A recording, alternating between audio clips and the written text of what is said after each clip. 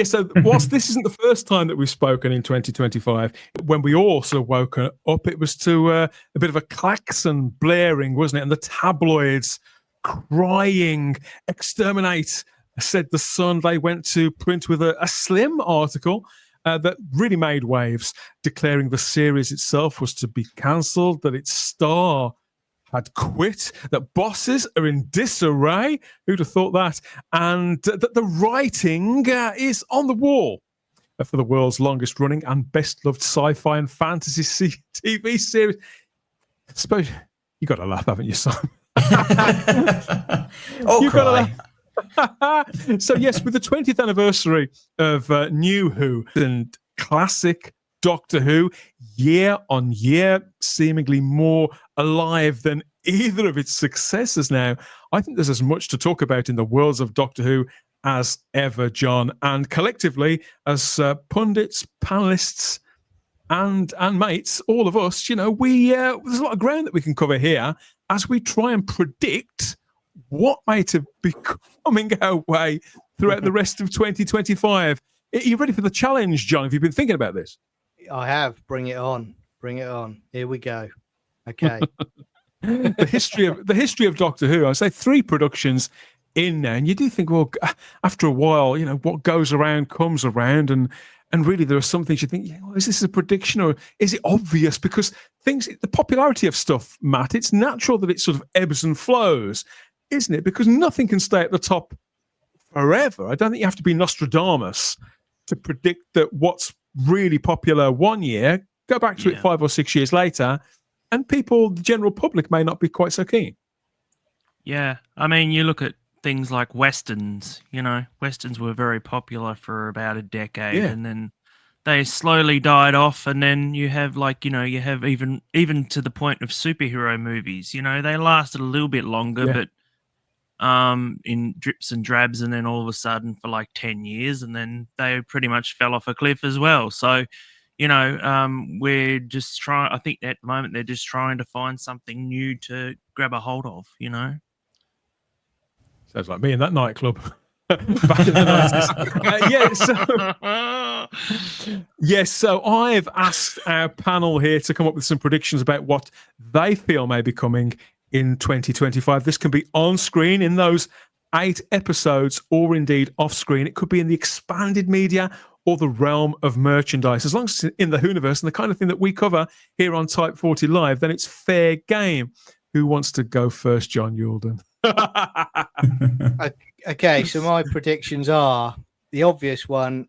I think it's going to be rested. I'm not saying cancelled. I'm saying rested. Okay. And my other one is the series itself is going to be rested. The series itself is going to be rested for a few years. I think that's coming. I really do. What? Even with this gorgeous new pink logo? Are you insane, man? Yeah, it's funny, isn't it? It's almost like people outside of Pink News haven't sort of caught onto it. And then the other one, I think for season 2, you're going to have Shooty, Rogue, and Jinx Monsoon love triangle. Oh no! Season 2. So I just thought I'd throw that one out there to just make everyone suffer. Thanks for that. So prepare yourselves. And to be honest with you, I say this in jest. I've said it in jest, but it would not surprise me one bit. I've only got myself to blame, Simon. Have you got anything positive, first. John? No.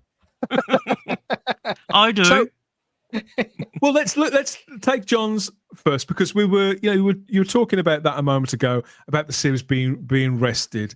I mean, how long have you felt that way, or is this as a result of that story from the tabloids from 2 or 3 weeks ago, as of time of recording? Has that shaped your view in any way, or do you think that it's tomorrow's chip paper, even if it's digital chip paper, and you felt like this for a while? To be honest, I've actually felt like this ever since Jodie Whittaker. To be honest with you, I've kind of felt as it's gone along, it's kind of been like death by 1,000 cuts, and I always had the mindset, sadly, that it was a question of when, not if. And certainly with the reception of season 1 for Shooty, I've I've definitely felt a lot stronger that it's going to be rested. And again, as you were saying on the last show, Dan, with like Disney pulling out of the deal, I do think it's going to be rested for a few more years. I just think there's, as much as that Mirror article came out, I just think there's patterns and things sometimes in life. You can just get a vibe for things, and I just think this show is heading for being rested. Don't know what you guys think, but it's sad to hear Doctor Who fans talk like that, isn't it, Simon? But I would agree. I would agree. I'm not going to make that one either of my predictions, simply because it is the obvious one. We'll all end up making it. But you are spot on, John. One of my predictions would be, I think it undoubtedly will be rested. I think I will be amazed if in 12 months' time we're not sitting here and it's rested.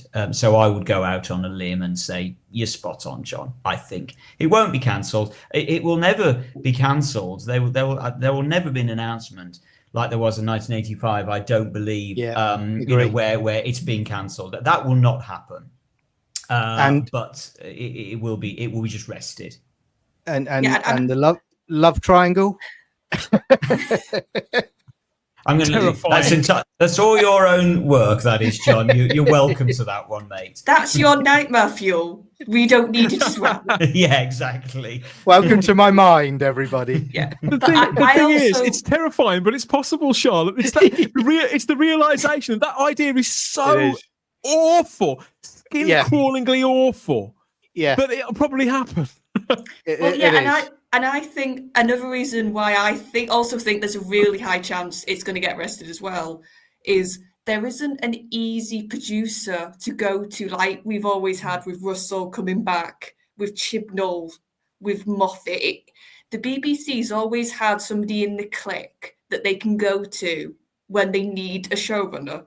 And I think Russell coming back and making a hash of it is actually going to make them realise we need to go outside of what we call in fandom the Fitzroy Tavern crew. Mm-hmm. Yeah. And that takes time and it's not easy. And you have to actually search a bit and put a bit of effort if you're looking outside of your friends who's going to run the show. Well, also, Charlotte, of course, it probably will have rattled the confidence of the BBC somewhat because they felt 100% guaranteed they were onto a surefire hit by bringing back Russell T Davies and then even bringing back Tennant and Tate to just consolidate what was guaranteed success for them. Because that hasn't happened, they must be rattled now of thinking, who do we go to? Exactly. We can't, you're quite right, we can't go to any more of the fans or that were working on it previously or have expressed interest. I think you're right. I think they will look further afield. So you're quite right. I was wondering, Simon, because what Charlotte's just said about the Fitzroy Tavern lot, and this is nothing against those. No, nothing at all. Yeah, I think they're all. I know many of them, and they're great. Stephen Moffat, Rob Sheehan, all these people, great writers. Yeah, in and outside of Doctor Who, and yet how can they have? I mean, not so much poor Rob. We've all heard everything has its time. Rob's blessed with integrity, but in all seriousness, though, that's the thing. You'd think that was 2 decades ago. Those guys, that group of people, got their ambition and they got their hands on the keys to this kingdom, if you like, and to let loose their creativity. And they were I think they were the right people at the right time. But you would think, in the 2 full decades since, just as Charlotte's saying, there have been other writers that have come, but they're not. None of them are anywhere near Doctor Who. They've all. I mean, I'd like to think that a lot of them are still like Jamie Matheson and people like that are still doing good stuff somewhere. But most of them, I haven't heard of them since. And I said from day one, when Russell T Davies came back, I said they've been pushed away. Were they too good? Well, it needs non-fans to be running this show. It is as simple as that. You need people who are not as close to the show, who don't feel as precious about it.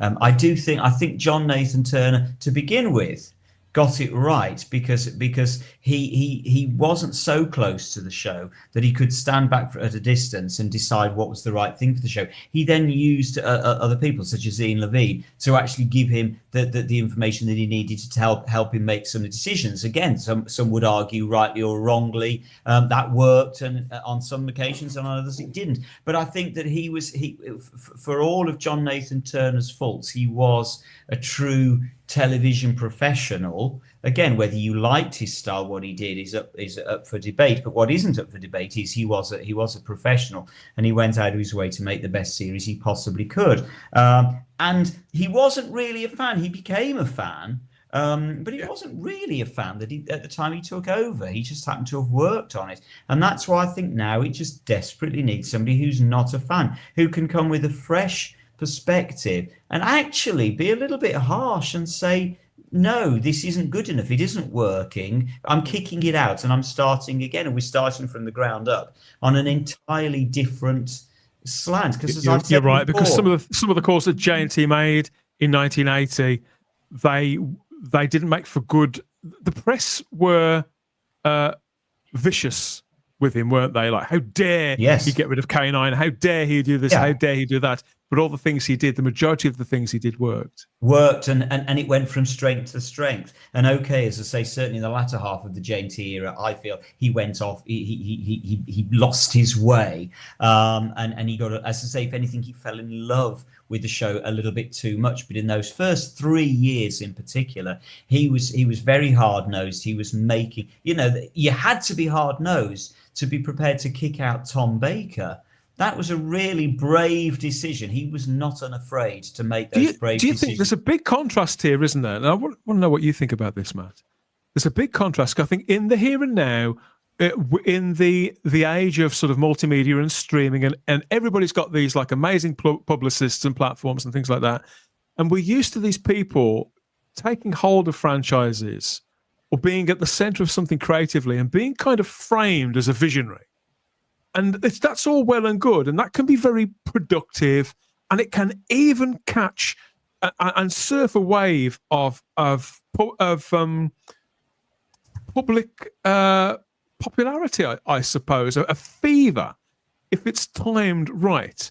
But it would be just as effective to simply do what Simon's suggesting and cast somebody who's maybe technically proficient or just a great business person, who could just come and make some really cold calls and really shake things up. Not every show needs to be led by a visionary. Yeah. No, you go, Charlotte. I was going to say, or something that we've all been kicking around whenever we've had these discussions. Don't just have one showrunner that's your be all and the end all. That maybe also needs to go at this point, and have a team of producers or a couple of high-level producers or a script editor, and then you're technically your showrunner.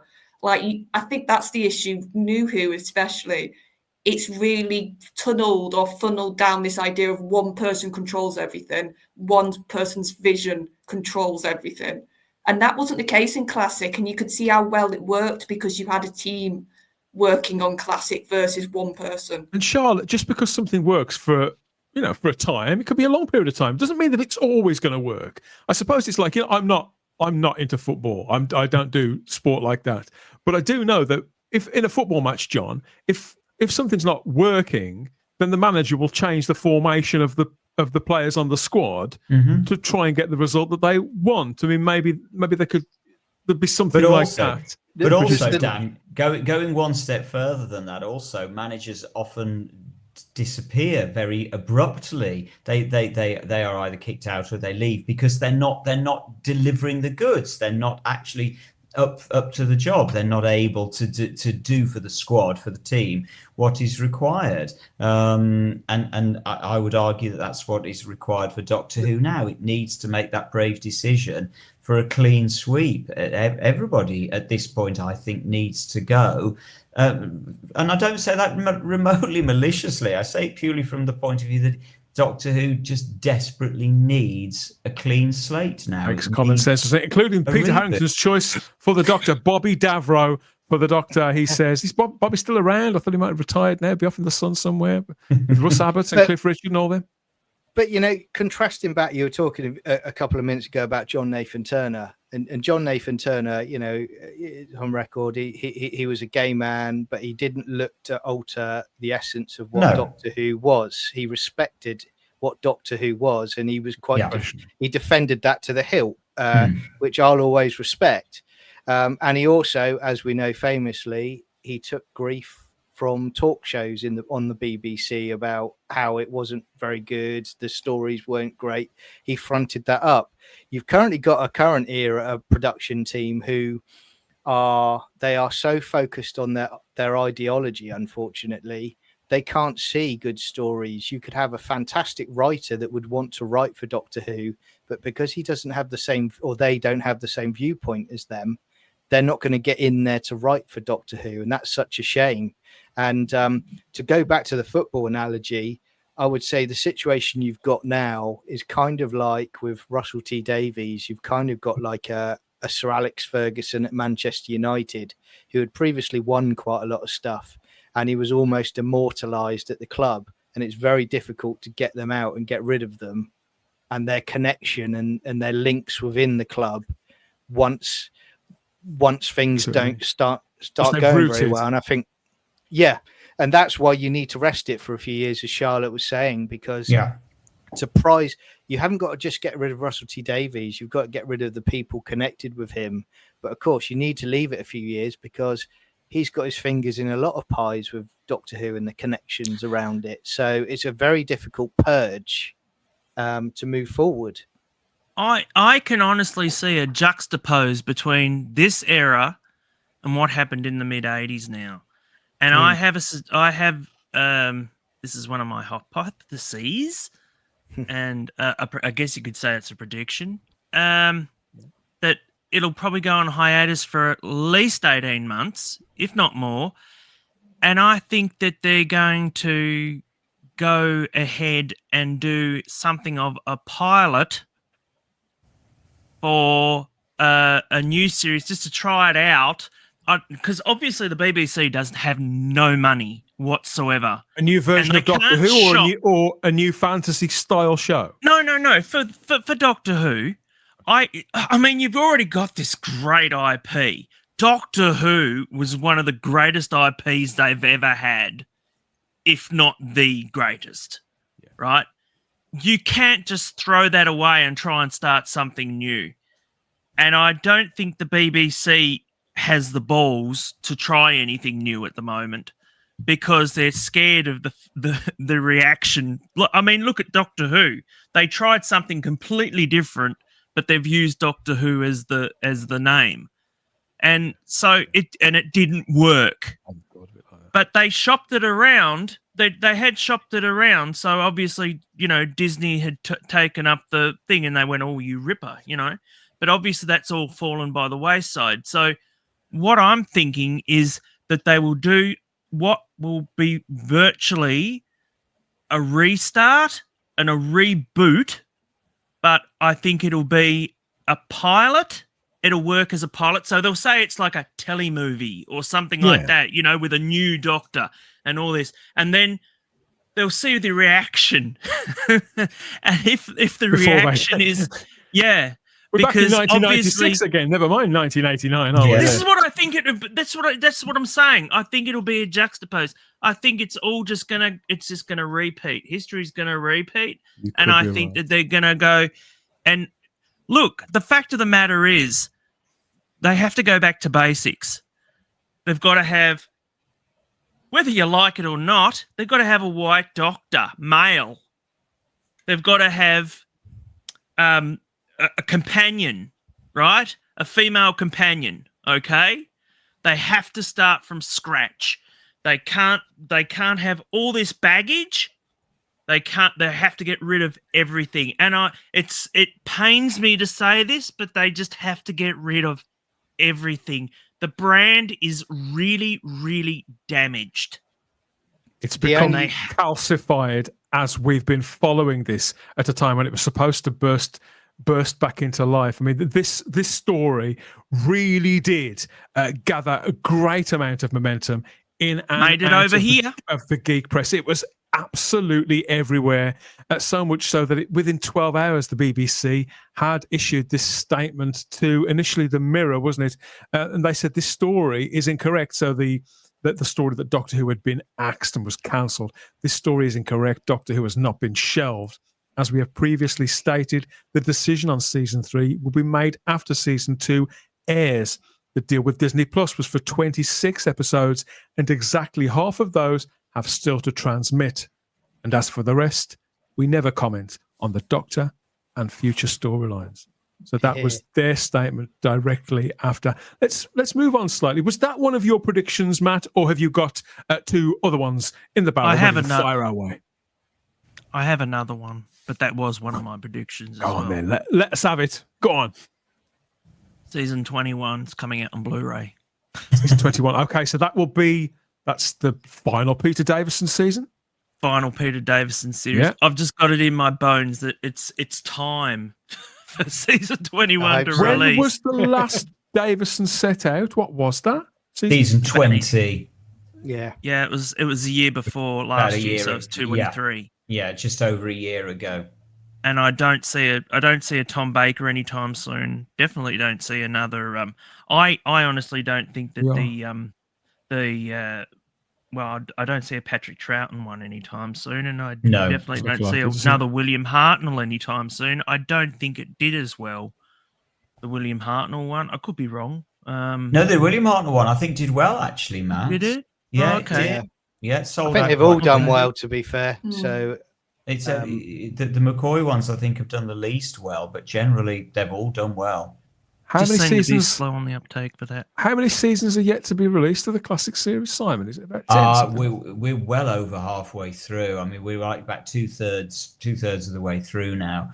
I think Matt makes a good call. I think season 21 stands a really good chance of being released. Beyond that, I can't imagine what would the next one be. I think season 13. I think they'll hold on to for a while in the hope that they can do the Scarrison better in Terror of the Zygons, and I think they might well do the same with Trial of a Time Lord for the same reason with Kroll. I think they might just hold on for a little while with both those. So season 21 seems the most logical one to me for the next announcement. I would agree with Matt. It's hard to believe. So the range has been going for about 7 years, isn't it? So it is filling up. My shelf is filling up with these things. Obviously, a new set about to be released in just a couple of days' time. I buy them all anyway. I don't really do the whole kind of which set will be next thing. It makes no real difference to me. No, I agree. I understand why people get excited. I understand why people sort of try and predict Simon. It's part of the fun, isn't it? Of course it is. But I must be honest, it doesn't really worry me too much simply because we know that they're all going to come out at some point. Who knows what on earth they'll do with the Troughton and some of the Hartnell stuff. Whether that will be years before it comes out, I don't know. But they will come out. The colour ones will certainly all be out within the next 3 or 4 years. So it doesn't really worry me too much. Some intensive work going on. I mean, Charlotte, I've said several times now the last couple of years, I think the classic series is more alive than ever. Obviously, you don't have to buy it on disc. There's the streaming options as well on the iPlayer through the Whoniverse app. I mean, we know there's a few stories that aren't available anymore now, but generally speaking, you can get classic Doctor Who on whichever device you watch your stuff on to suit the media that you're comfortable with, can't you? So, and that hasn't really changed, has it? But do you see what I mean about the scale and the profile of classic Doctor Who seems to be getting bigger year on year? Well, yeah, I think weirdly, because modern Who has more and more tried to go back to classic in the storylines, and to be fair, usually change stuff in the classic and mess around with classic. With Sutek last year. Well, and we had The Timeless Child, and we've had other things. Like, it feels like all the showrunners of the modern one in some way seem to want to mess a bit. So I think it's had that reaction of, okay, you're going to change stuff. I'm actually going to go and watch the original. I'm actually going to go back and watch what you're messing with, and then people are discovering it and falling in love with it, like you said. Like people my age and younger who sort of, it's their first sort of viewing sometimes of these stories. So it's new Doctor Who. That's what I think people forget. It might be classic, but if it's your first time watching the story, it's your first time watching a story. So people always, if they're Doctor Who fans, go back in some way and watch, I think. Do you think it's deliberate? Because surely they'd want more eyes on the brand new stuff, John. But I don't think it's deliberate. I think it's I think it's from, you know, the marketing people are realizing that the classic, what they call the classic era, is the money making era.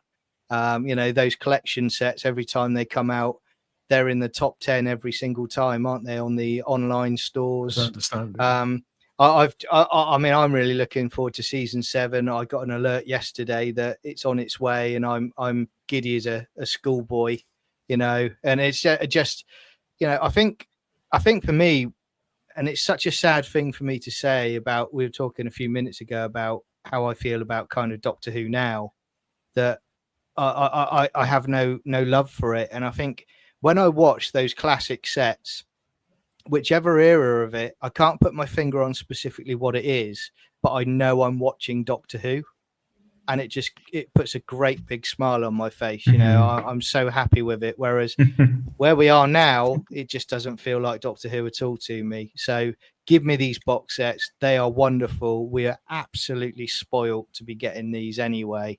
They're a joy. And I hope more and more younger people start getting them and seeing them, because this is Doctor Who, everybody. You know, kids, check it out. It's fantastic. Build your library. That's what the press blurbs have always said to this range, isn't it, Matt? You know, it's always, they've always sold it on the idea that it's a really expensive, lavish part work. Build your library of Doctor Who on Blu-ray. Yeah. And then I think that they're going to have a bit of a rest this year. I think there'll be just season 21, and then that'll be it for the rest of the year. I don't think that there'll be any till the new year next year. I think that they're going to. There was a pattern. At one time, Matt, there was a pattern whereby one set would come out. So we're waiting on this set about to be released now. So one set would come out, and then within usually a week or 10 days, there'd be some confirmation of what the next set would be. But that hasn't happened so much the last 18 months, has it? It seems to be a bit more, except for a leak. Except for a leak very early on for this latest season coming out now, which, you know, they were pretty much, their hands was forced, wasn't it? It was pretty bad. They didn't even have a trailer for a little while. I hope you're right, because I want season 21 as soon as possible. A lot of my favourite stories are part of season 21, but I think it's been a while since there was a Tom Baker season, so I'm starting to wonder. I don't know. I think the last one was the Layla. What was it? The season 13. Oh yeah, that was a year ago. You're right. Yeah, that was about a year ago. Yeah, that was earlier on in the year. So it doesn't help that the standard editions. Well, I suppose if you prefer to buy those, then it does help. But the fact now that there's those sort of dual release patterns, Simon, it's effectively 2 lines in one. Has changed things a little, hasn't it? But it hasn't necessarily dented the sales. I mean, there are some people who buy both versions. Yeah, it could be. I have certainly stopped buying the limited edition versions now, and I'm just sticking with the standards. So, yeah, go on, Matt. No, I also think that this is maybe controversial, but I think the Whoniverse is dead. I think they're not going to be pushing the Whoniverse as much this year now. They've got this other thing coming out whenever. What is it, Land in the Sea or something? Yeah. You know, and I that's just going to be pushed out. So I just feel that the Whoniverse has failed miserably along with the show itself, and I think that's it's going to disappear. It's going to dissipate. As a streaming hub, or do you mean that the logo itself will kind of? I think as a streaming hub as well. Okay, I think you're right, Matt. I agree with you on that. Yeah, 100%. It's gone, isn't it? Interesting. Yeah. Was this one of your predictions, Matt? Yeah, it was. Yeah, because this is one of mine as well. I think you're absolutely right. Because I didn't know if that went under hiatus, Dan. Because because the Who, there's no reason why, for example, the streaming hub shouldn't exist, even if there's no new Doctor Who in production. That should still carry on as a home for all of Doctor Who from start to finish. But I have had this creeping sense lately, Charlotte, that as every time a Doctor Who production is on, that fanfare at the start, like, for example, the Royal Albert Hall thing, that fanfare gets a little shorter. You don't see any publicity for Whoniverse at all. It's on none. It should be on all of the tie-in books. For example, those books, those like Robin Hood and the things that you had at Christmas. Whoniverse is the Whoniverse logo anywhere on that? No, and it's not even mentioned as like check out the Whoniverse anywhere. It should be. I mean, when the VHS tapes were coming out, for example, Matt, you'd get a little leaflet would pop out about what else was available, and it wasn't just one of the VHS tapes were available. They'd say, "Oh, this is out on CD or cassette. This new book's out." And it would be under sort of BBC. What was it called back then? BBC Radio Collection. And they got little, quite quaint brands then, hadn't they? But they'd all get sort of put together, and you'd be, and you'd see what would take your fancy. And to me, like Charlotte's books, it's a prime example. The Whoniverse should be there somewhere. This is why I think you're right. I think this was one of my predictions too. I'm sad to I'm sad. Well, this happens. It happened the last time we did it. I'm sad to say, just with my branding hat on, I think what we're seeing now, despite the fancy fanfare and the really nicely pointed logo, this isn't taking. They're doing nothing with it. I think that it just seems like they had an idea for a buzzword and a hashtag and didn't really know what they were going to do outside of it. I suspect that what happened here is when they launched the Whoniverse, if you remember, it was just before the return of the Russell T Davies second era. And so I think it was launched again on the absolute surefire assumption that the new version of Doctor Who was just going to be huge, just as it was back in the David Tennant days. I don't think that anybody was in any doubt that was what was going to happen. And so as a result, at that point, the Whoniverse made complete sense, because what they'd done is they'd put it all out there. Then they knew that they were going to launch this new, improved Russell T Davies version of the mainstream show. And as a result of it just going absolutely stratospherically popular, everybody would want to go and find the old stuff in the Whoniverse. And so I think what would have happened, the reason we're not really seeing much of an explosion of an exploitation of the Whoniverse, is because the main mother show has not taken off in the way that they thought it would.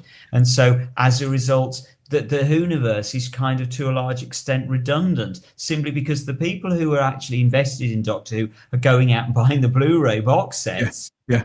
And so the Whoniverse is just largely redundant because of the fact that the main show, the parent show, is not delivered. Having everything in one place in that way is, again, it's very seductive. It must have been a hell of a challenge. But they don't seem to have concentrated down their efforts on it, Charlotte, to make sure that it... Well, that's what I was going to say. The problem is you've had it... We're now getting to 3 years at least of this production being here and making Doctor Who in some way and having the reins and having the control. And it's taken that long to get one spin-off show broadcast. You need to be quick if you want multiple spin-offs. You need to have like a factory line almost set up that you can have all these productions going at once, so you can very quickly go from the main show. There is no way they can concentrate efforts on growing it in that sense if they're actively looking for another global streaming platform with Disney Plus out of the picture. You've got to sort of take a few steps back, haven't you? In a way that Matt was saying, Charlotte. Yeah, it's this idea of Russell had these big grandiose plans. He had probably loads of ideas for spin-offs, but it's just taken so long for him to get any TV out and we've said this as well, you would have thought at times this was a new production team, but this is old hands. And where are the games? Where's the interactive stuff? Why isn't it all sort of channeling back into that Whoniverse brand? They got something called Lost in Time, like a mobile game that's actually, well, I don't know if it's doing very well, but they're certainly pumping a lot of creativity into it. It seems quite high profile-ish, and yet that's not branded anything to do with the Whoniverse at all. It's as if it's the same old story of the left hand not knowing what the right hand's doing. Who'd have thought that? It's the same with I put it in the same bracket as where they did the colorizations of the war games and everything. And I've said before, don't get me wrong, the technical people who did the colorizations is brilliant, but this is another example of running before you can walk.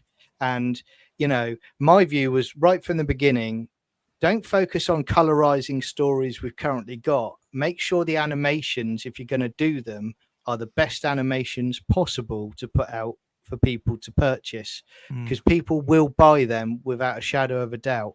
And don't use them as experiments either. Exactly that. And I think you're right about the iPlayer. I mean, the iPlayer, when it first happened, I thought to myself, I don't think this is going to work. And the reason I was coming at that viewpoint was because the streaming services in the US who have got a subscription service, they are in financial trouble with their apps, and they have been since they launched them. They're not making profit on it.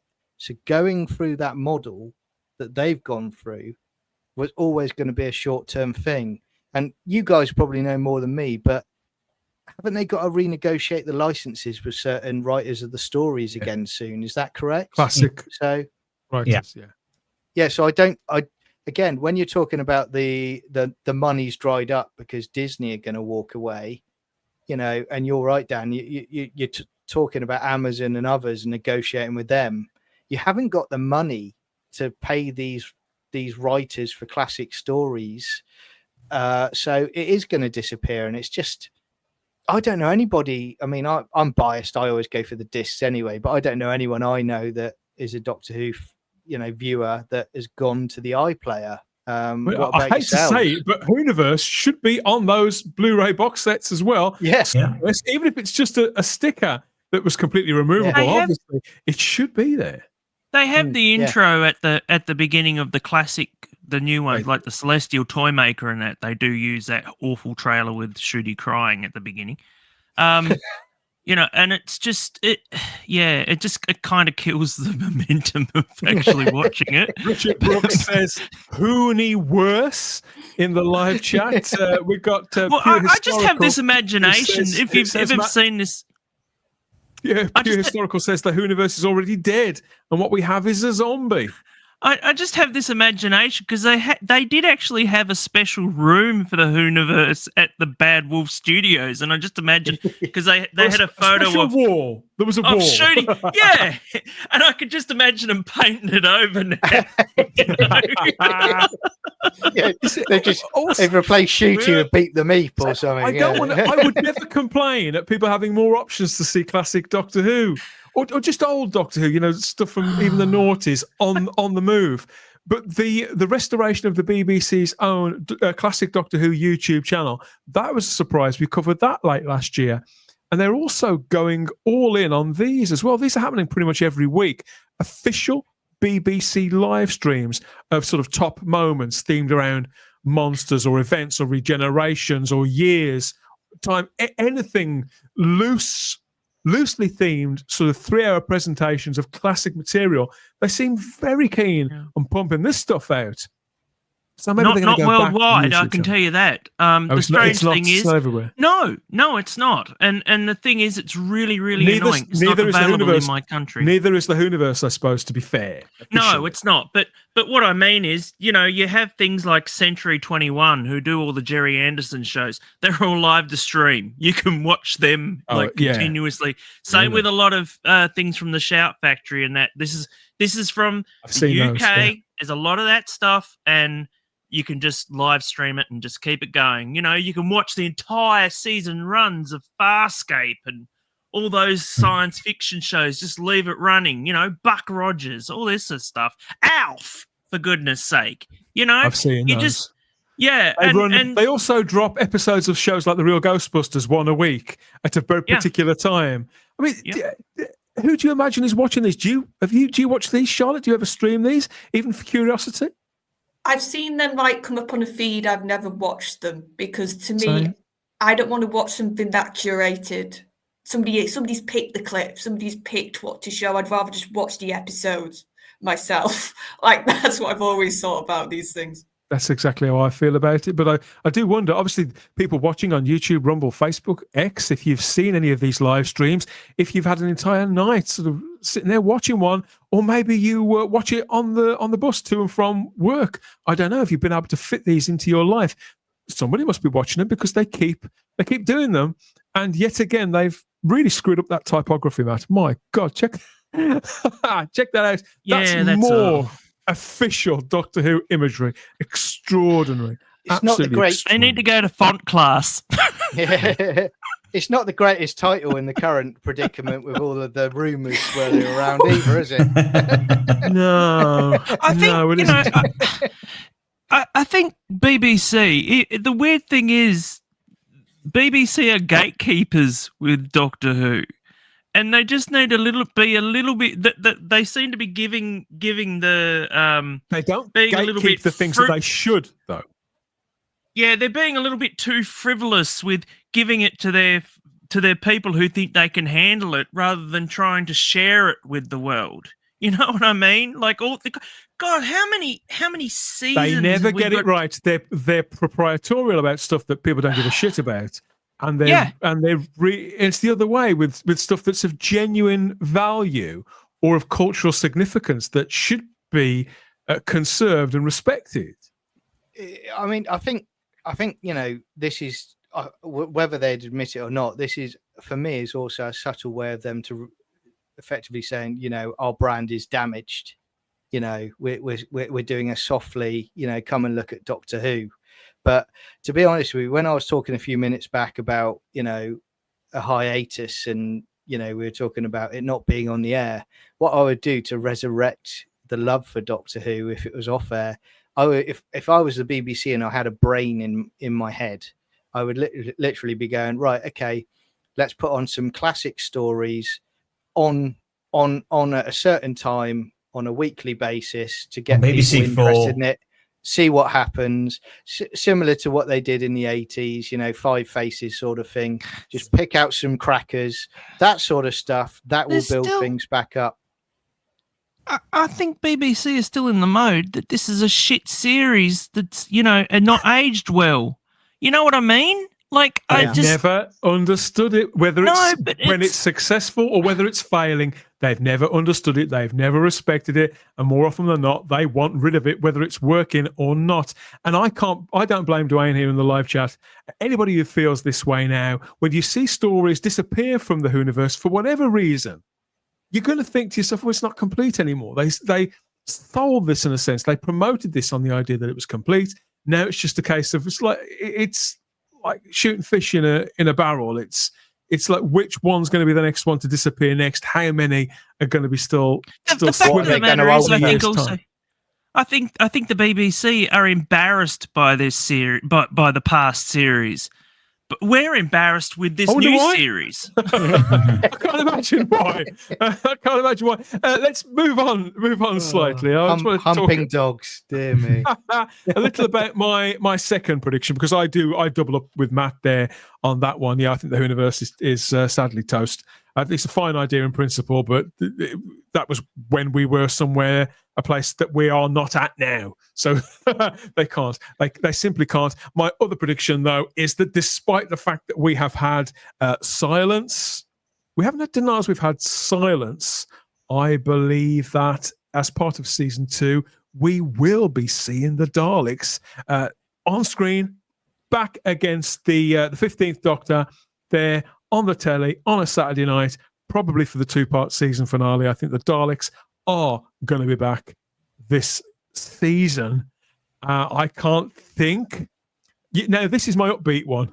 Well, that's what was my negative one. This is my upbeat one because I'm choosing to think, it stands to reason. You can't possibly bring back a show like Doctor Who with a huge relaunch, with an inflated budget, and not over 2 series and what will amount to about 2.5 years worth of screen time, not bring back the Daleks 2, that most recognizable of big villain. Doctor Who and the Daleks go hand in hand.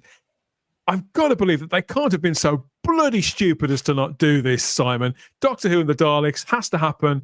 And by the sounds of it, if it doesn't happen for Ncuti Gatwa now, this time it never will anyway. So, running out of time. The thing is, Doctor Who needs the Daleks. It needs needs them to be back on screen. Otherwise, they are fucked. They really are.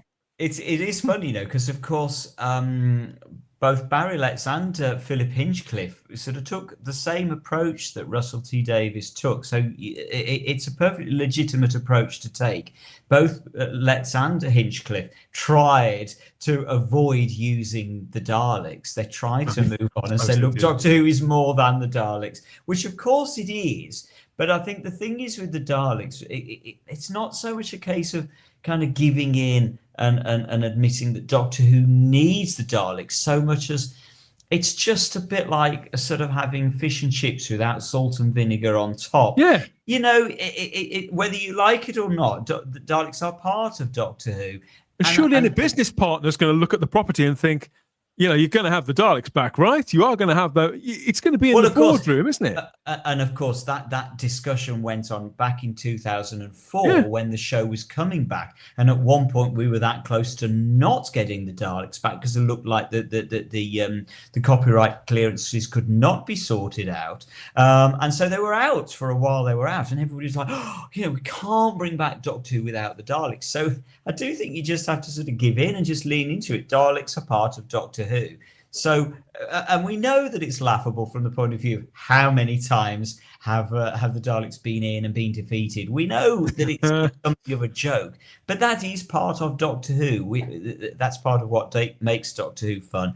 And we all did. I think secretly we were all thinking that the Daleks would make a surprise return at the end of Ncuti Gatwa's first season, or maybe in the Christmas special. I think we were all thinking, no, actually, they will bring them back. So I would agree with you, Dan. I think this is a good call. I think the Daleks 100% will be back this year at some point, no doubt. Ideally looking better than ever, sounding better than ever, and doing something maybe a little different. They've got to sort of make it, sort of change it up a little bit in the way that they did in 2004, 2005. Now gold Daleks. We want to see Daleks look different and do something a little different as well. Give us some novelty of some description, something to get excited about. But yeah, I think the time is right. I think it was right last year, but the time, it's desperately needed now. They need the Daleks. But I mean, is it just me? What do you think, John? Daleks shoe in? I think you're right. I think they are going to be there. I think that I would say they're going to do the Davros, the fully human, or Scarlet, Davros with it. I think so, because I think RTD with what he did in that Children Need, he's gonna, if he's bringing the Daleks back, he'll double down. And I think, am I right? I mean, I didn't pay too much attention to the trailer, but the trailer it looked like Skaro. One of the cities looked Skaro like. Yeah, did it? So, missed that. So I wouldn't be surprised if Mr. RTD attempts his own version of Genesis of the Daleks or something along those lines in season 2. So I think you're going to be spot on with that, Dan. They're going to be there. Yeah, and I think for me, especially with New Who Doctors, because of the sort of Time War history and what the Daleks represent, especially to that era of Doctor, you always get you usually get very interesting reactions, whether that's anger, sadness, sort of just be like you can get the whole sort of range of Doctor reactions by just putting him in a Dalek with him in a room usually. So I would be intrigued how this Doctor would react to a Dalek. because it should be some really good character stuff. Well, he'll cry, won't he, Charlotte? He'll cry. Of course he'll cry. Of course he'll cry. You could be right. Dalek balls, I think. I suspect we're gonna see a lot of that. I mean, who'd have thought that in a major relaunch of Doctor Who, and as much as I enjoyed it, who'd have thought we'd get Melanie Bush back before the Daleks? I love Bonnie Langford. I love what they've done with Mel. I think she's been one of the true triumphs of all new Doctor Who. But where are the Daleks, Russell? What's going on? Well, and Cybermen. I mean, if we're on that subject, where are the Cybermen? One or the other. Yeah, they've got one or the other. Yeah, I reckon he'll be the John Pertwee of the new era. He's running out of time. He is definitely running out of time. Charlotte, what are your predictions then? What's been on your mind, for better or for worse? Where do you think it could go on or off screen? I've sort of been thinking, how do I think Shooty's going to go? Like that's sort of been his she's got him already out the door. Well, yeah, because it's not been confirmed, but I do think we're going to see a regeneration. And my prediction, because Russell, the first time around, sort of would talk about how everybody knew when regenerations were coming, and like he couldn't hide them, and they couldn't have surprise. Okay. So my prediction is actually we're not going to get told what episode he's going to regenerate in. It's just going to be screened, and it's going to be as close as a surprise in a sense. Could be in the first one. God, do you think they'd do that? Do you think they'd do that? Because they would, by doing that, they would throw away the publicity that they can't resist heaping around that. That'd be really brave. I mean, I'd love to see them do that, Charlotte. But I suppose, Simon, no matter how much they publicise the show, nobody watches it anyway. Well, here's the thing. I think because it's sort of the press is already sort of led for weeks now with Shooty's quit. Yeah. That's sort of actually good cover in a sense. Mm-hmm. That because people have sort of already got that in their heads, how they do it actually could sort of catch people out. Were they bi-generating back into the Tennant's pee-pee like they did as he came out last time? Ooh. Do you think that's on the cards? That's more than likely. Yeah, I could see it happening. They've got to reform at some point. They made a point of it in the first season, though, didn't they? What was it he said when he met up with Jinx Monsoon? He said something along the line, "Since I bi-generated, I'm not whole," or something like that. He said, I don't think he can do a funny one because I don't think they know what's coming afterwards. Not a funny one. Well, you might a slow-mo of him going back in. I think Tennant's had a hard enough few months as it is. The last thing he needs is I'm not going to even say it.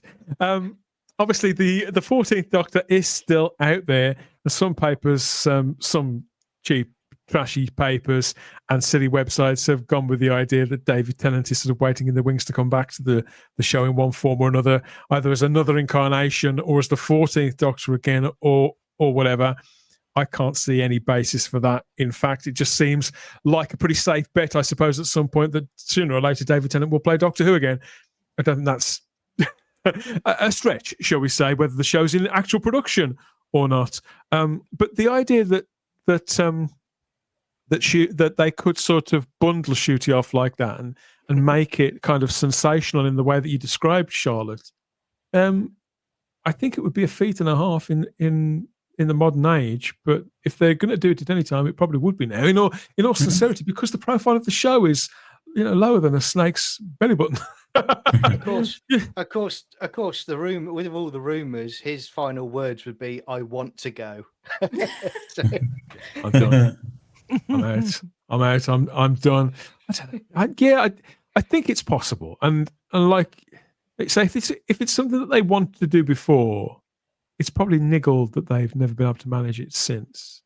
But, half of it was just because Russell's comments. He talked about it. Yeah, a lot. Now you mention it. You mentioned it a lot.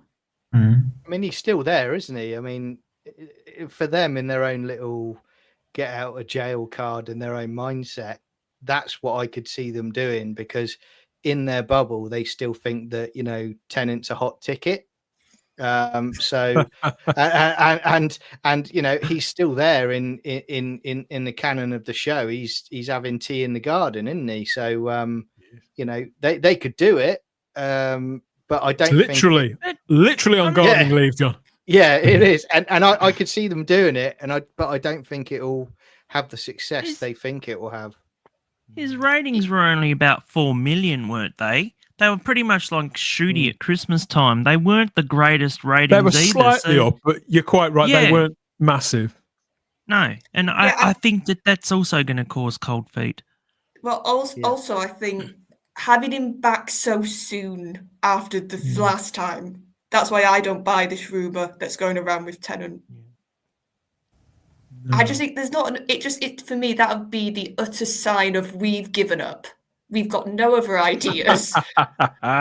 Let's get Tennant back. Well, also, I don't like last time. Tennant isn't going to want to go near it at the moment. He won't. I wouldn't have thought so. It didn't work well when he came back, as we've just said at the end of. He thinks it went brilliantly. yeah. He's never got a care in the world publicly, at least. You'd think he would.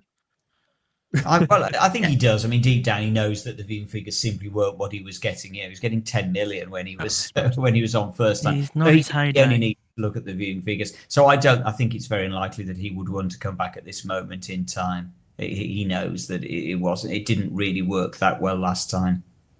Yeah, and so my second one is we've talked about the collection, and I think honestly the last 2 eras, the collection box sets have probably been the biggest success stories for Who as a brand, as sort of keeping momentum and keeping excitement. Yeah. So my prediction is that I think we're going to get our first new Who sort of an entry into the collection. Interesting. Because I think some of New Who is starting to sort of feel nostalgic now. Yeah, it's starting to feel almost classic in that sense. 20 years old. I would pay a fortune for the Eccleston version because I'd love to see the commentaries. This director was a right wanker and all that kind of stuff. Oh yeah, I think we all would that announcement if it was to happen. Eccleston behind the sofa with Julie Gardner, Russell T Davies, and Jane Franco. Simon, I ain't sitting in the middle. We've had beep, beep, beep. We've had several people from the Blu-ray range on the podcast, a couple of people on the live streams as well, I think, but on the podcast especially. And a couple of them have said, this is out there publicly, that it's very much their kind of heart's desire, really, that the range does continue and that they do get to produce further sets in this range for New Who, for everything from 2005 onwards. Charlotte could be onto something. It's what they want to do, isn't it? But whether, obviously, Blu-ray, the death of Blu-ray is greatly exaggerated. It's still definitely a thing, particularly in the collector's market, but it can't carry on forever. Maybe, just as Charlotte said, in between some of those black and white seasons, which are going to be quite labour intensive, perhaps putting out a Series 1 set might not be a bad idea. They did. Yeah, I think not long ago. I think Charlotte could be onto something here, I have to be honest. I think what they would do, though, in all honesty, I'm not in any doubt at all, they would start with the first Tennant series rather than the Eccleston series. I think Charlotte, I mean, it's an interesting thought. I'd never really thought about it before. I'd always assumed that, they would start 21st century Doctor Who Blu-ray box sets once they'd finished the classic collection. But it's an interesting idea, Charlotte, that it's quite logical that why wouldn't they do one? Why wouldn't they start to filter them in now and start to dovetail them across? And as you say, Dan. Oh yeah, and I was thinking, just because of how Russell and his crew is now, for me the logical thing would be a Moffat Doctor. So, and I was thinking, imagine if they got Peter Capaldi down to do a sit-down interview, like those big four. Oh, interviews. yeah. Can you love that? That would really get fandom talking if you got him. to do a proper how he felt through the years, sort of his history, his story. Or Matt. Yeah. If you were to do a chat with Matt. Neither of them have really spoken at any great length, have they, since they were playing the part about Doctor Who any terms. I mean, they do bits here and there, but they never go into depth about their own experience. They're quite loyal to the brand, Simon, but that's a different thing, isn't it? Yeah, but I mean, here's the thought, isn't it? Because the Eccleston box set theoretically would have the big hour-and-a-quarter interview with Christopher Eccleston in. Wow. I mean, what can you talk about in that, short of actually saying, sorry, can you finally come clean? Why did you leave? I mean, the thought of a tentpole interview with Eccleston, the definitive last word on the subject from Eccleston is mouth-watering. That would be brilliant to get that. Walter A is watching on YouTube and says, I would like to hear more about those two. They wanted nothing to do with the recent trash. That's from Walter A on YouTube. Kess the Drone says season 1 is the best New Who in their opinion. Yeah, I would agree, Kess, actually. I would. But Liven's Flame won't buy them again, Matt. Go on, carry on. No, I'm sorry. They did re-release the Eccleston and Tennant in a box set recently, in the last year or so. And they had it. They did upscale it, I believe. It was because it was pretty bad the first time around. So they made it so whether or not they could do it a third time. Well, yeah, but they didn't. What they didn't do, Matt, was they didn't do the collection on it, which is what Charlotte's suggesting, where you get the kind of extras that are on the collection box. Yeah, it would be the extras that would be the buy, though, is what I'm saying. Philip Roy says, does anyone truly believe there's no deleted scenes from Eccleston's series? Whatever Russell T. Davies says, someone has backed them up. I mean, we know for a fact. Can we say this? We know for a fact. We've been told there are. Because a lot of those episodes, they overran. Some of them underran, but a lot of them did overrun. So can I have outtakes? That'd be fantastic. Nice. Sorry, Charlotte, what were you going to say? I was going to say, and I think the thing is, in America, I know they've done some of these big glossy, like Blu-ray Doctor sets, but they're American only. And I feel like in Britain, we haven't had that sort of lavish, the collection treatment for New Who. And I just think there's so many interesting people you could talk to who haven't either talked a lot or haven't in years connected. Billy Piper again. Yeah, and I just think that there's a lot of stuff to mine from New Who, and I just think it'd be a new market for them as well if they slightly expanded what the collection is. Still have the classic, but just dip the toe in and maybe do 1 or 2 New Who Doctors. Is it that you miss Capaldi's Doctor, or is it Peter Capaldi himself, Charlotte, that you miss hearing from, and you feel that despite it being the relatively recent past, that it feels untapped and like a book that's been closed before its time? Yeah, I think with Capaldi, definitely. I think with Matt, I don't feel that so much, but I just think, like you said, they've both kept respectfully distant, I would argue, from the brand, because they've gone on to do other things like actors do, and they've not come back to be their doctors again. They've not even done. I know Eccleston's doing Big Finish, but Capaldi hasn't. Matt hasn't. So I just think, and they're older, and I just think they would be fascinating people now, a little bit older, especially Matt. He's had so much more experiences and roles since Who.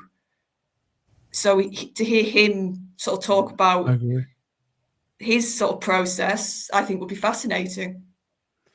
I think Peter Capaldi's clearly very, very good with fans. You've seen there's umpteen pictures of him across social media, John, where people have sort of grabbed him at stage doors, for example, or at signings for his books or albums, the other things that he does.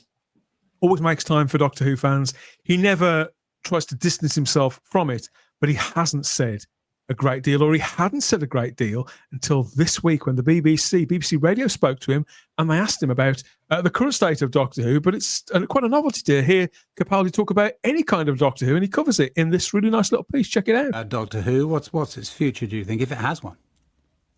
Doctor Who always has a future. Doctor Who is the future, it's the past. It's always there. It always will be. Sometimes, there are new infusions of energy into it, which have to pass through the time and space continuum Really brave to jumper. be given the necessary excitement for the public. So it's just doing what it normally does, which is pulsing through the universe. But does it need a new infusion of energy? I don't think so. I think it's always going on. It's always happening.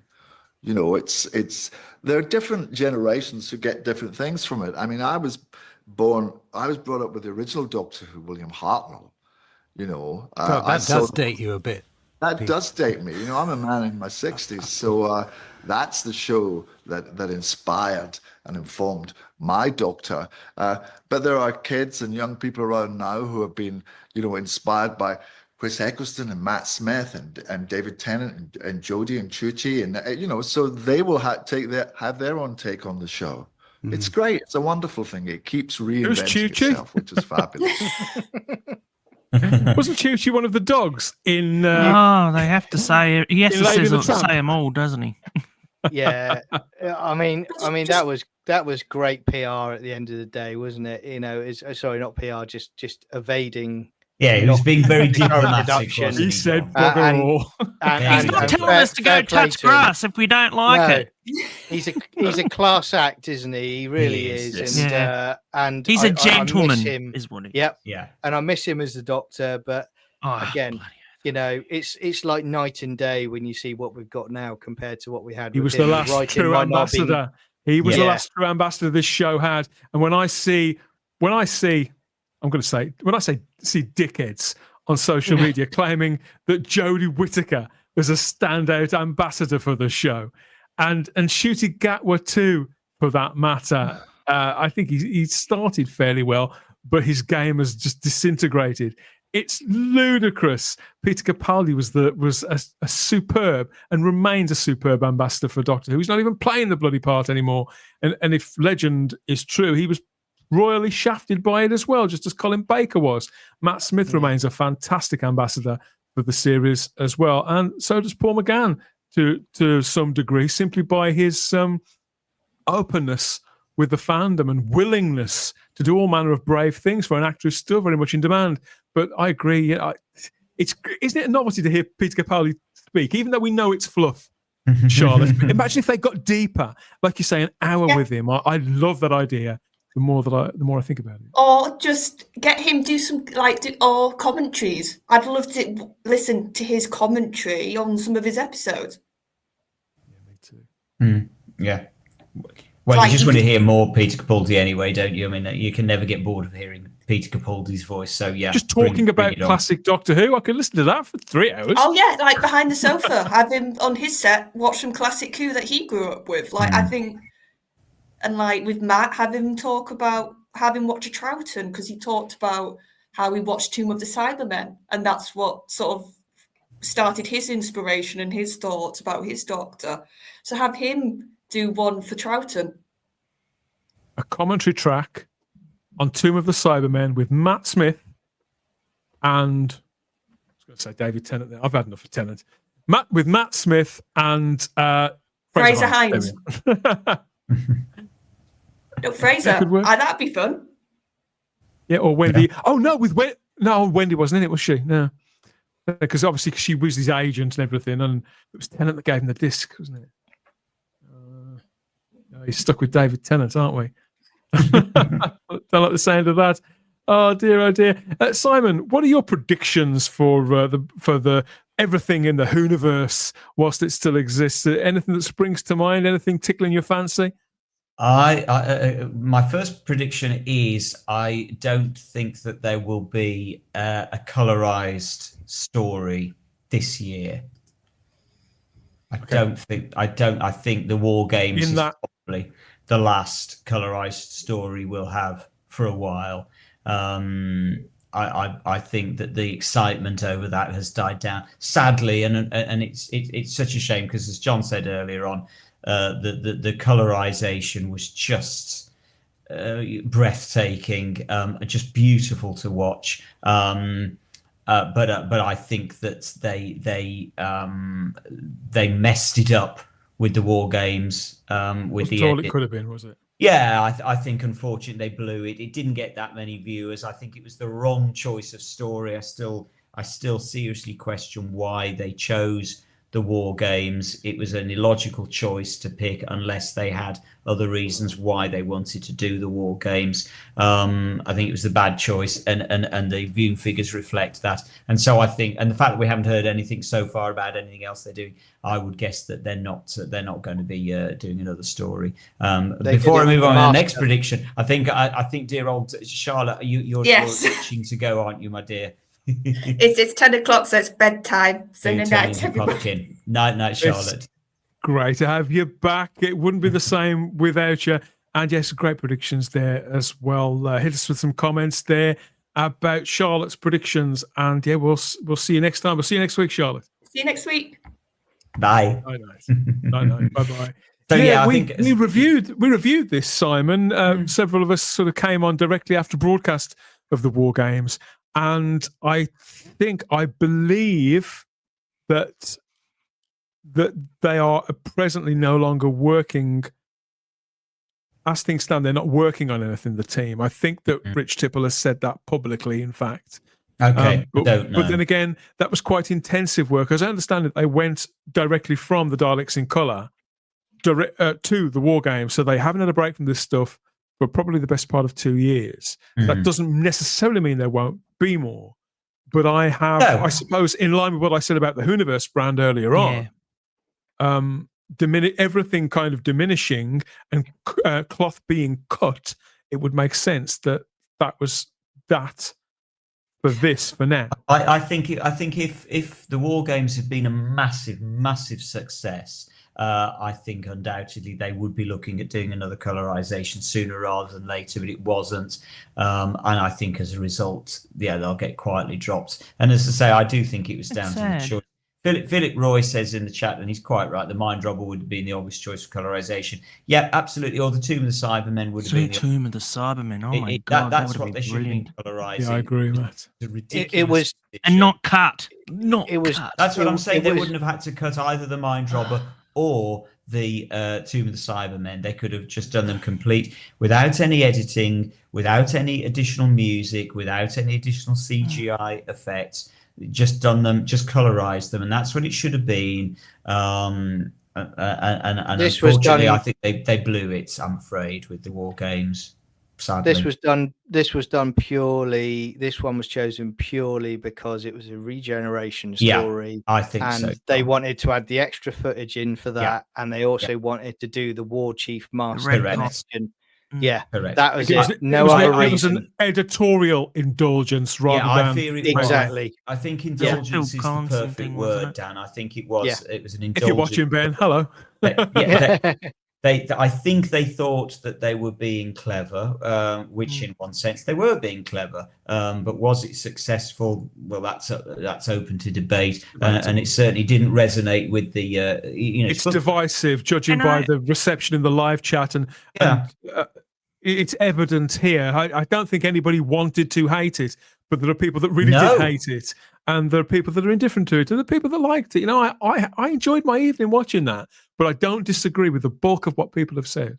But as I say, what has to be made clear is the colorization was just breathtakingly beautiful, and I thoroughly enjoyed watching the colorization. So it frustrates me that I think they blew it editorially, and that includes the editing and the music. That's what ruined it. Did this eventually come out on physical media? Yeah, they've announced it's due out. It still hasn't come out. 4 or 5 No, but that's not.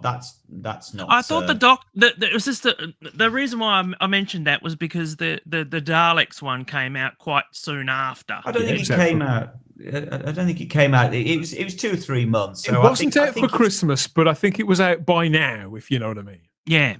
I think it's about correct the length of time. I don't think there's anything to be read into. I was just wondering whether or not they worry about sales, that sort of thing, Simon. With waiting. I guess they're looking at the sales and they're realizing it's clearly not going to be as successful sales wise as the Daleks was. That is in no doubt whatsoever. The Tomb of the Cybermen but would have maybe been not rushing so much more sensible, Matt. I agree, and that's a popular choice in in the live chat. I must admit, I mean, I'd heard that they were working on that, and maybe I got my hopes up a little. I mean, I love the War Games. The War Games is I prefer the War Games as a story to Tomb of the Cybermen. But we all love the War Games, but the Tomb of the Cybermen, the way they hacked needs it to be cut. And so it was just too ambitious because it was ambitious. Arrogance more than anything to think that you could actually do something that is loved like the War Games. That's 10 episodes, and think, do you know what? I'm a master craftsman. I can cut this one down and make it fantastic.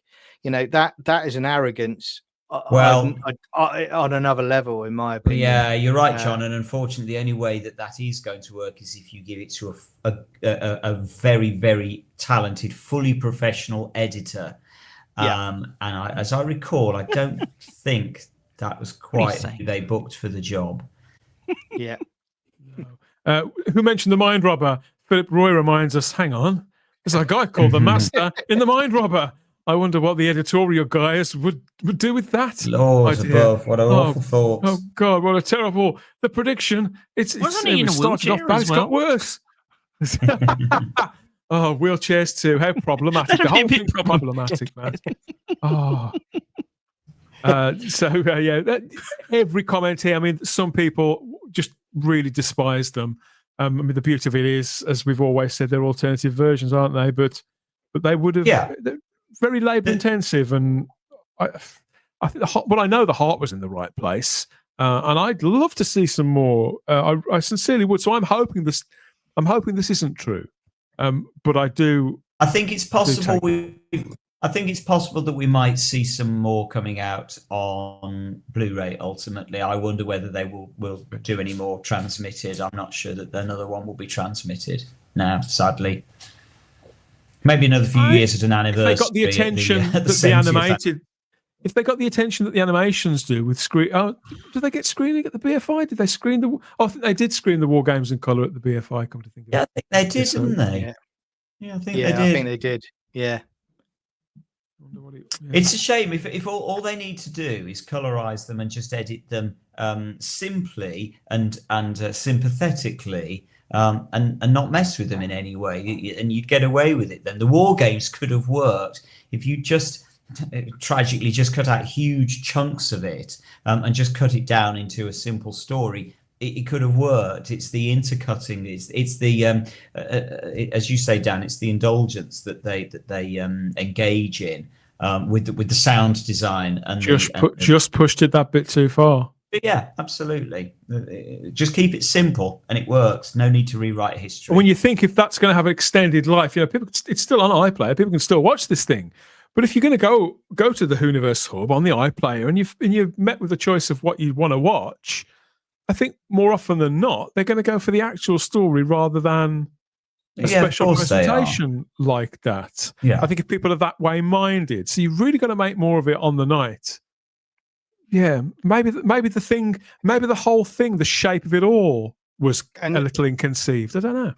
And a thing that worries me as well when you talk about streaming services and like the iPlayer, and this is why I'm physical media, because they did that with these stories. They thought, we're going to cut them down and chop them up. But when it gets to a point, and I can see it coming because it's already happened in other places, in the USA with films. They then make the decision on what version you should be watching. Mm-hmm. That's when I start getting worried. So you could have on iPlayer, as an example, only the colorized version will suddenly be available. That's why I always stick to physical media, because they can do that at the drop of a hat. The original, you might say, as a famous person once said. Mm-hmm. That's me all the way.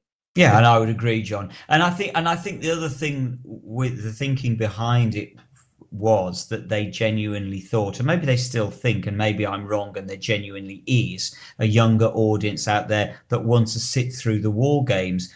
I think sadly that's they're chasing an audience that doesn't exist. There are young people that will want to sit through the War Games, but I think, truth be told, they'll just be happy if they're that into classic Doctor Who. They will want to watch the full version of the War Games rather than see some cut down version that doesn't actually make a lot of sense. I think it's unlikely that a young whereas the Daleks, had the Daleks as an extra hook. Doctor Who, like we said earlier on, Doctor Who and the Daleks, like fish and chips in colour. It sort of sells itself. Mm-hmm. The War Games. If you don't already know Doctor Who, you don't know the significance of it. It's just another Doctor Who. You're not going to be drawn to it.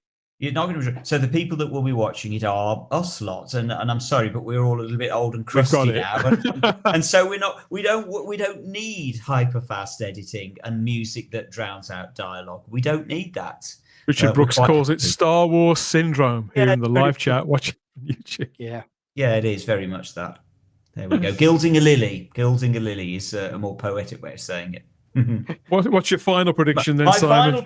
My final prediction, and I think I made this prediction last year. Okay. But I'm going to stick with it this year because I'm convinced that if I make this prediction every year, at some point it will come true.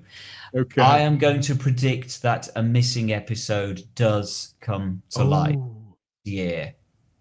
No, you didn't predict this last year. You didn't. Did I not? Might have done no, you didn't. Okay. No, you had a Patrick Troughton Blu-ray release collection coming out. I was wrong on that one, wasn't I? I was wrong on that one. Yeah, we were both wrong because I was as well. But I'm going to predict. I'm still convinced that there are missing episodes out there that exist either in private hands and are known within limited circles to exist, or that are still out and just haven't quite been discovered as yet. And so I am convinced at some point, I'm in no doubt at all that we haven't seen the end of the recovery of missing episodes just yet. So I'm going to go out on a limb and say at least one episode will be returned. It would be really nice. It's been a long time. Been a long time. Are you suggesting it could be an entire serial or just one episode? Well, no, I'd love that, but I think that's too unrealistic. No, I think an episode. I think an episode. Okay. Have you been following this project? Film is Fabulous. Anyone? No. Stephen Braddock in the live chat. Hi, Stephen. He mentions that they have 15,000 cans that they've just received. I've seen this on social media, through their social media. Is it 15,000 cans that they've got to go through? They're planning on getting through them all this year. Can I ask, Simon? Is there one part that you want to see really, really badly that you've listened to 100 times and you're like, I want to see this episode visually? Fury from the Deep. I would love. I would love to see Fury from the Deep. And so, to be honest, any episode of Fury from the Deep would be just gold to me. Either that or Marco Polo. Any episode of Marco Polo. Now you're talking. I would love to see, and it wouldn't matter to me, Matt, which episode came back, because they're all gold in those two stories. Oh, I just want to feel the same. Sounds good. I was going to say Marco Polo, Kublai Khan, the Doctor and Kublai Khan. Just that. I suppose you're right, actually, John. Thinking about it, if a Marco Polo episode is to come back, you want episode 6 or 7, really, don't you? Whereas just Fury from the Deep, I think, in all honesty, Fury from the Deep, I probably want to see the middle of the story, simply because that will be the point at which it's really, really scary and before it starts to sort of resolve itself. But yeah, I'm going for a classic episode back. Can I say I'd love to see the Macro Terror? We haven't had any episodes. Love to see the Macro Terror. We haven't had any episodes returned. We haven't had any episodes returned for so long, Matt, that I think when Simon said that, I thought, oh yeah, of course I want that. It's the most, I think maybe if we all wish hard enough, maybe if we'd all have chosen this as one, because you think, okay, it would work. Something's got to turn up. This has been the longest period of time in between recoveries, I believe. Is that right? I would say probably since they first started to come back in the early 80s. Absolutely, it's the longest period between recovery of episodes. Yeah, definitely. I remember getting Doctor Who magazine and seeing a because you remember when they used to do those telesnaps, they used to reprint them telesnaps, and they had one of Web of Fear, and it was that guy with the cobwebs over him. And I was like, that looks like one of the best stories ever. And I got my wish. It came out, and it was great. Well, maybe Trump will assign a special task force to travel the globe looking for lost Doctor Who. Well, it took a while for JFK to be released. Elon Musk could be put on the Recover Doctor Who episode. Yeah, exactly. Yeah. He seems to be over everything else. He is. Doesn't he? Come on, Elon, sort it out for us. Find Marco Polo. Do something useful. Obviously, these have been our predictions about what's to come in Doctor Who on and off screen throughout 2025. Ideally, in some cases, or others are sad reflections, or us hedging our bets, gilding lilies, hoping for the best, or simply preparing ourselves for the worst. Anything can happen in the Whoniverse. And I know it's a fantasy show. I know it's a fantasy show, so you think, well, expect the impossible. But you'd think that a show that's been running for all this time, it would be like a really well-oiled machine. But the talking points, quite often when we do this show, I think, well, who'd have thought this time last year we'd be reading an article from The Sun that says Doctor Who's cancelled. We've been, it seems mad. It's Groundhog Day. Yeah. You would just never have predicted it. Obviously, we want your predictions as well. So let us know what you think of our predictions and some of yours too in the comments. Dougie Stewart is obviously still hoping for the final episode of the 10th Planet or Power of the Daleks. Never unpopular choices, are they? When we talk about good this choice. So many good choices out there. I do want them. So somebody else said, here we go, Woodhouse 122 suggests the Dalek Master Plan episode 12 when Sarah Kingdom ages to death. Absolutely, Woodhouse. Yeah, another cracker of an episode to see. So many. 12 years, says Peter Harrington. Yeah, it is. Vanessa says, I want an intact last episode of the Dalek Master Plan. Very popular story. Yeah, it is. It is 12 years. You're quite right, Peter. And Domgo wonders, I wonder if in 50 years from now, John, Doctor Who fans will be looking for missing episodes like Space Babies. No. Destroyed them all. It'll take me that long to destroy. It'll be like that ET game in the 80s where they're all buried. They bury them in the desert. We'll just give them all to Dan, shall we? Yeah. Oh, yes, but I'll take those. I'm fine. I'm absolutely fine with that, certainly. And let's have a Delta and the Bannermen special on Tales from the TARDIS. That would be good as well. Thank you, everybody. Yeah, I'll definitely have some of that.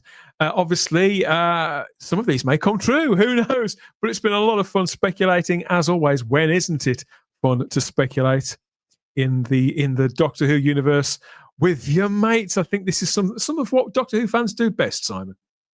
That's what we do all the time best, is speculation. That's what we live on.